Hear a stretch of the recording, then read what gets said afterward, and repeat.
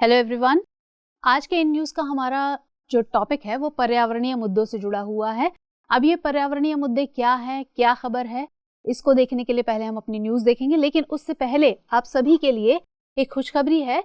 दृष्टि आईएएस के सामान्य अध्ययन का फाउंडेशन पेनड्राइव कोर्स अवेलेबल है, जो आपके प्रीलिम्स और मेंस दोनों के लिए आपको एक इंटीग्रेटेड अप्रोच देता है। तो इससे रिलेटेड आप कोई भी जानकारी चाहते हैं, यहाँ दिए गए नंबर पर कॉल कर सकते हैं। नंबर है 9311406442। नंबर रिपीट कर देती हूँ, 9311406442 ये नंबर है। तो इस नंबर पर कॉल करके आप सारी जानकारी हासिल कर सकते हैं। चलिए अब हम बात करते हैं अपनी खबर की, क्योंकि हम पर्यावरणीय मुद्दों की बात कर रहे थे, तो ये आपके जीएस पेपर 3 से जुड़ा हुआ टॉपिक है, तो इसलिए बहुत इंपॉर्टेंट हो जाता है। अब खबर क्या है? खबर ये है कि दरअसल सरकार क्या चाहती है कि जो पर्यावरणीय मुद्दे हैं उनसे निपटने के लिए, उनके प्रभावी क्रियान्वयन के लिए सरकार एक अम्ब्रेला कानून, एक सिंगल कानून लाना चाहती है। तो उसी से जुड़ा हुआ मुद्दा फिर से चर्चा में है। तो ये कानून किस तरीके का है और किस तरीके से ये इसमें क्या बातें कही गई हैं, उनको हम जानेंगे इस खबर के तहत।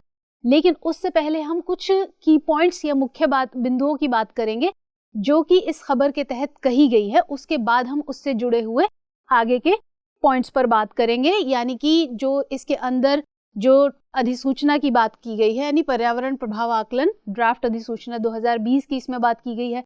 कुछ विवाद रहेंगे इसमें, तो उन पर बात करेंगे हम, और उसमें उन विवादों को देखते हुए क्या वे फॉरवर्ड हो सकता है, आगे की राह हो सकती है, उस पर बात करेंगे। और फिर रहेगा हमारा प्रश्न हमेशा की तरह। तो चलिए अब हम पहले बात करते हैं की पॉइंट्स यानी मुख्य बिंदुओं की। तो इसमें जो सरकार ये एक अम्ब्रेला कानून लेकर आना चाहती है, वो क्यों लेकर आना चाहती है कि जितने जो पर्यावरण से संबंधित मुद्दे हैं, जैसे मैंने अभी बताया, उनके नियमन के लिए, उनके सही तरीके से नियमन के लिए सरकार पूरे जो मौजूदा कानूनी ढांचा है उसको खत्म करके एक अम्ब्रेला कानून लाना चाहती है। इसी के लिए अगर हम इसकी पृष्ठभूमि की बात करें तो सरकार इससे पहले भी 2015 में, जो केंद्रीय पर्यावरण मंत्रालय है, वो 2015 में भी इसी तरह की कवायद कर चुका है। कैसे? हम पृष्ठभूमि की बात कर रहे थे, तो पृष्ठभूमि में अगर हम देखें तो 2014 में मंत्रालय ने एक उच्च स्तरीय समिति का गठन किया था। कब? 2014 में। और ये किसकी अध्यक्षता में गठित की गई थी? पूर्व कैबिनेट सचिव TSR सुब्रमण्यम की अध्यक्षता में। और इसे क्या करना था? जो 6 कानून है, उनमें जो 6 पर्यावरणीय कानून है पर्यावरण से संबंधित, उनमें संशोधन के लिए सुझाव देने थे। कितने? 6 पर्यावरणीय कानूनों में संशोधन का सुझाव देना था। अब वो कानून क्या क्या थे? तो 1986 का पर्यावरण संरक्षण अधिनियम था, 1980 का वन संरक्षण अधिनियम था, 1972 की बात करें तो वन्य जीव संरक्षण अधिनियम, ये 3 अधिनियम। इसके अलावा जो 1974 का था जल प्रदूषण की रोकथाम और नियंत्रण अधिनियम। इसी तरह 1981 का था वायु रोकथाम और प्रदूषण का नियंत्रण अधिनियम। और इसके बाद 1927 का भारतीय वन अधिनियम। इन 6 अधिनियमों पर इनको सुझाव देने थे कि क्या क्या संशोधन किए जा सकते हैं। अब ये संशोधन क्यों करने की बात कही गई थी कि जो भी ये नियम थे, जो भी ये अधिनियम थे, इन कानूनों के तहत वर्तमान की जरूरतों को देखते हुए, यानी जो अब की आवश्यकताएं हैं उन्हें देखते हुए, कौन से कानून प्रासंगिक है या किन में संशोधन करने की जरूरत है अब के हिसाब से, वर्तमान समय के हिसाब से, तो उस पर इनको सुझाव देने थे, इस कमेटी को सुझाव देने थे। और जैसे मैंने कहा, लक्ष्य को पूरा करने के लिए वर्तमान आवश्यकताओं के अनुरूप लाना, यानी कि संशोधन करके उनको वर्तमान जरूरतों के हिसाब से उनको प्रासंगिक बनाना।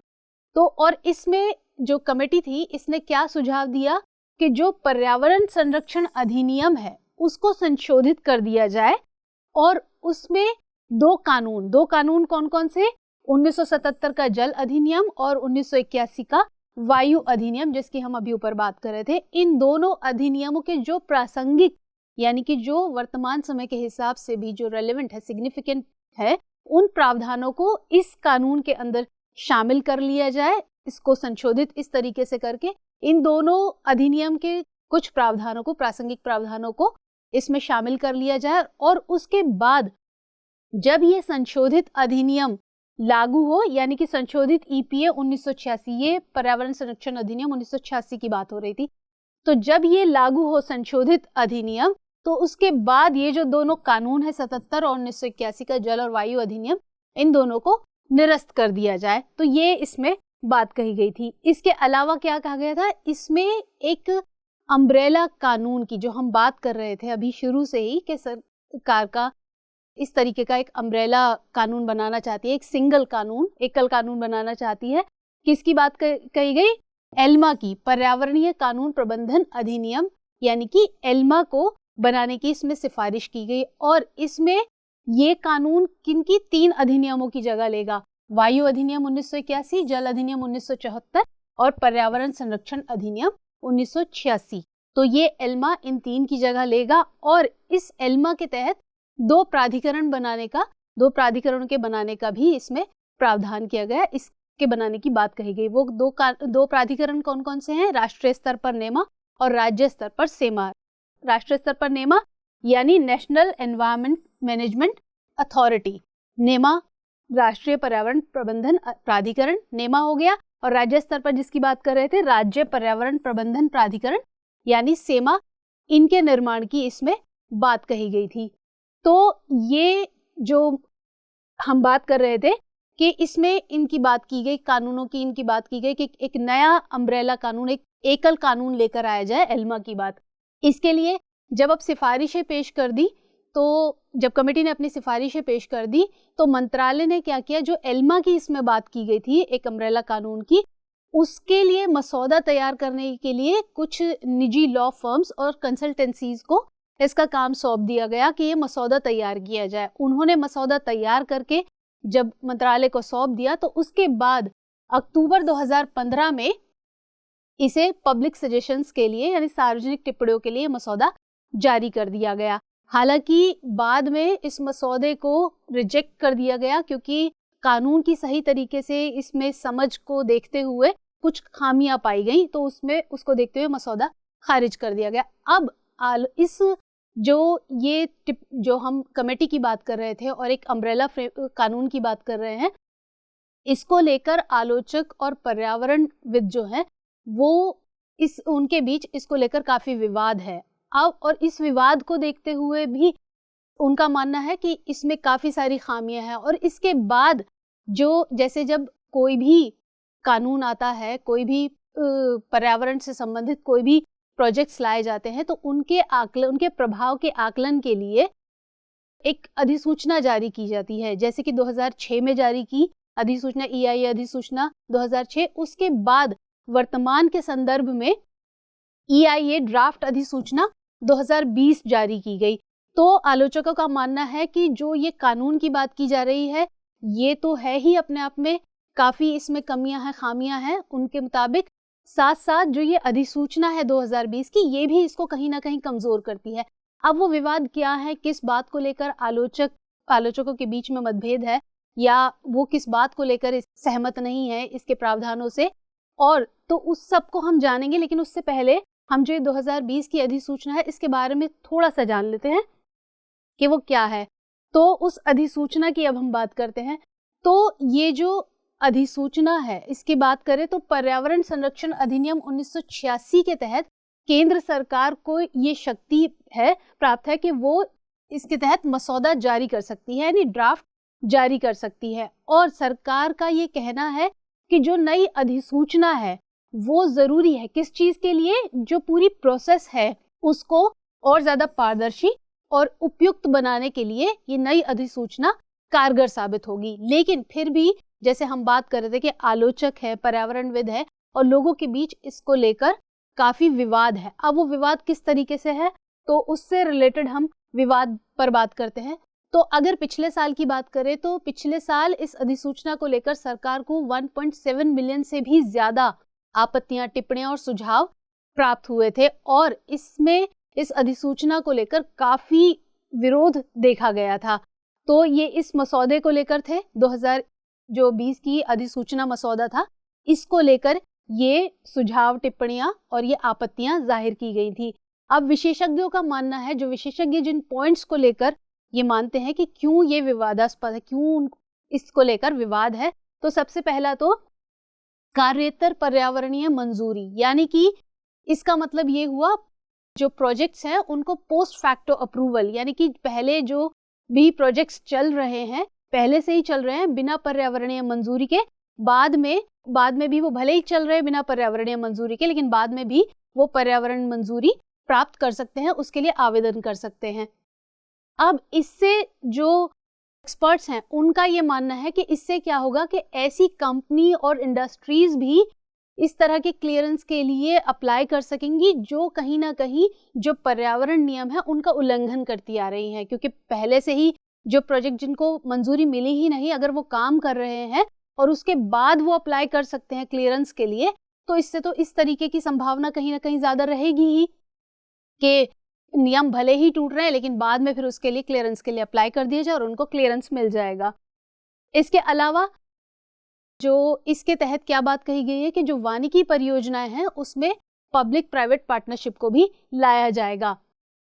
और आलोचकों के बीच जो सबसे बड़ा जो खतरा मान रहे हैं वो किस बात को, कि जो मंजूरी की प्रक्रिया है, यानी जो पर्यावरणीय मंजूरी है उसकी जो पूरी प्रक्रिया है उसमें एक पब्लिक सजेशन, जो सार्वजनिक परामर्श है उसकी एक प्रक्रिया होती है, यानी पब्लिक कंसल्टेशन प्रोसेस होता है, उसकी प्रक्रिया का जो टाइम ड्यूरेशन है उसको कम करना। अब इससे क्या खतरा हो सकता है, जो आलोचक मान रहे हैं कि अगर सही तरीके से पर्याप्त टाइम ही नहीं दिया जाएगा उन लोगों को जिन पर किसी प्रोजेक्ट का असर पड़ना है, जो उससे डायरेक्टली प्रभावित होंगे, तो उनको इसके बारे में सोचने का, समझने का, सही तरीके से परखने का टाइम ही नहीं मिलेगा, तो वो किस तरीके से अपने सजेशंस, अपने व्यूज, अपने पॉइंट्स रख सकेंगे इसको लेकर।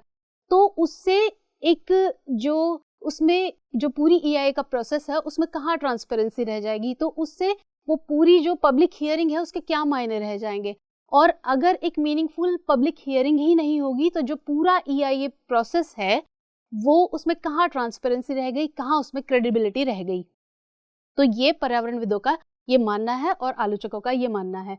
इसके अलावा जैसे कि पारिस्थितिकी रूप से जो संवेदनशील तटीय क्षेत्र हैं उनमें जो परियोजनाएं शुरू की गई हैं वो भी मंजूरी के लिए आवेदन कर सकेंगी। जैसे हम बात कर रहे थे कि भले ही पहले नियमों की अनदेखी की गई लेकिन बाद में वो क्लियरेंस के लिए अप्लाई कर सकती हैं। तो इससे इस तरीके की कहीं जो हम बात कर रहे थे कि ऐसी जो कंपनीज हैं, ऐसी इंडस्ट्रीज हैं, उनको भी बढ़ावा मिलेगा कि अगर पहले पर्यावरणीय मंजूरी नहीं मिली, नियमों की अनदेखी की है, तो बाद में क्लियरेंस मिल जाएगा। तो इस तरह से कहीं ना कहीं जो ट्रांसपेरेंसी है वो प्रभावित होगी और क्वालिटी इस पर कहीं ना कहीं प्रभावित होगी। जैसे कि हाइड्रोकार्बन अन्वेषण परियोजना की बात करें तो उसको सार्वजनिक सुनवाई से छूट दी गई वगैरह, तो ये सार्वजनिक सुनवाई से छूट दी गई, तो ये भी कहीं ना कहीं जो आलोचक एक्सपर्ट्स हैं वो इसको खतरा मान रहे हैं। तो उनका इन बातों को लेकर उनका विवाद है। अब इन सब को दूर करने के लिए किस तरीके के उपाय किए जा सकते हैं, यानी कि क्या आगे की राह हो सकती है। तो सबसे पहला तो ये कि जो सूचनाएं हैं उनके उपयोग के साथ साथ जन सुनवाई के बारे में जागरूकता का प्रचार किया जाए। जन सुनवाई, यहाँ जैसे हम पब्लिक हियरिंग की बात कर रहे थे कि जो लोग सीधे सीधे किसी प्रोजेक्ट से प्रभावित हो सकते हैं, ये डायरेक्टली प्रभावित हो सकते हैं, तो उनको इसके बारे में पूरा पता होना चाहिए, उनके बारे में उनको लेकर उनमें जागरूकता फैलाई जाए और जो पब्लिक हियरिंग है उसकी क्या इंपॉर्टेंस है उसके बारे में उनको बताया जाए सही तरीके से, सूचना के साथ साथ कि सूचना जो है उसके उपयोग के साथ साथ जन सुनवाई की इंपॉर्टेंस के बारे में भी उनको बताया जाए, जिससे वो इसको समझ सकें कि किस तरीके से इसको डील करना है। इसके अलावा जो पूरी EIA प्रक्रिया है इसके प्रभाव पर ध्यान केंद्रित करना, यानी कि जो पूरी प्रक्रिया है, जो पूरी EIA की प्रक्रिया हम बात कर रहे थे कि जो एनवायरमेंटल इम्पैक्ट असेसमेंट की प्रक्रिया है उसका क्या इम्पैक्ट रहेगा, क्या प्रभाव रहेगा, तो उसकी पूरी प्रक्रिया को ध्यान में रखना। यानी कि जैसे हम पब्लिक कंसल्टेशन प्रोसेस की बात कर रहे थे बीच में, तो हर प्रोसेस को सही तरीके से फॉलो किया जाए, ना कि किसी से को बीच में स्किप किया जाए, बाईपास किया जाए। तो ये भी एक हम आगे की राह में देख सकते हैं कि किस तरीके से इसे टैकल किया जा सकता है। इसके अलावा पहले विकास उसके पश्चात नियमन अवधारणा बदले। कौन बदले? कि जो हमने देखा कि इसमें बात कही गई है, मसौदे के अंदर बात कही गई है कि पहले विकास, यानी कि अगर कोई प्रोजेक्ट चल रहा है तो इसका मतलब पहले विकास पर ध्यान दिया जा रहा है कि प्रोजेक्ट स्टार्ट कर दिया जाए, बाद में हम उसका असेसमेंट करेंगे। अब बाद में असेसमेंट, अगर हम किसी भी प्रोजेक्ट के प्रभाव का आकलन करना चाहते हैं यानी असेसमेंट करना चाहते हैं, तो वो पहले किया जाएगा, ना कि प्रोजेक्ट स्टार्ट होने के बाद, जब प्रोजेक्ट शुरू हो गया, खत्म हो गया, उसके बाद हम उसका आकलन करें, क्योंकि उसके बाद वो आकलन कहाँ रह गया, वो तो मूल्यांकन हो गया। यानी कि जो पूरा प्रोजेक्ट था वो हो गया, उसके बाद हम मूल्यांकन कर रहे हैं, तो आकलन तो उसके पहले किया जाएगा। तो यही यहाँ बात कही गई है कि पहले विकास और बाद में उसके पश्चात नियमन की जो अवधारणा है उसको बदलना होगा, कि पहले नियमन किया जाए, बाद में विकास, यानी कि पहले उसकी जो पूरी प्रोसेस है उसको फॉलो किया जाए, किस तरीके से पर्यावरणीय मंजूरी की जरूरत है, क्या नियम है, उनको फॉलो करते हुए बाद में उस प्रोजेक्ट को आगे बढ़ाया जाए। तो ये एक और बात हुई। इसके अलावा जो कार्रवाई है वो वांछनीय होने की वैधानिक आवश्यकता का पालन करती हो, यानी कि जो नियम बनाए गए हैं उसके तहत जो सरकार की कार्रवाई है वो वांछनीय होने की जो वैधानिक आवश्यकता है, यानी कानूनी तौर पर जो उसकी जरूरत है, उनका पालन पूरी तरीके से करती हो। यानी जितने जो भी पूरा प्रोसेस है उसको सही तरीके से फॉलो किया जाए, उसी के हिसाब से किसी भी प्रोजेक्ट को मंजूरी दी जाए। तो ये इसके अंदर बात कही गई है। अब आप प्रश्न देख लीजिए। आज का प्रश्न क्या है, फिर हम बात करते हैं। भारत में पर्यावरण संरक्षण हेतु अनेकों कानून विद्यमान हैं। इसके बावजूद पर्यावरण परिवर्तनीय कारकों पर प्रभावी नियंत्रण नहीं पाया जा सका है। उक्त के संदर्भ में एकल पर्यावरण प्रबंधन कानून की व्यवहार्यता का विश्लेषण कीजिए। तो यहाँ पूरे प्रश्न में यही बात की गई है कि जो कानून हमने देखे काफी सारे हैं, और जिस तरीके से एक अम्ब्रेला कानून लाने की बात की जा रही है, तो उसी से जुड़ा हुआ ये प्रश्न है, उसी के संदर्भ में है कि किस तरीके से जो हम पर्यावरण प्रबंधन कानून है उसकी व्यवहार्यता किस तरीके से देखी जा सकती है, उसके बारे में आपको यहाँ अपने प्रश्न के उत्तर में बताना है। तो ये था हमारा आज का सेशन। मुलाकात होगी कल फिर किसी नए और इम्पोर्टेंट टॉपिक के साथ। तब तक के लिए इजाजत दीजिए। जय हिंद।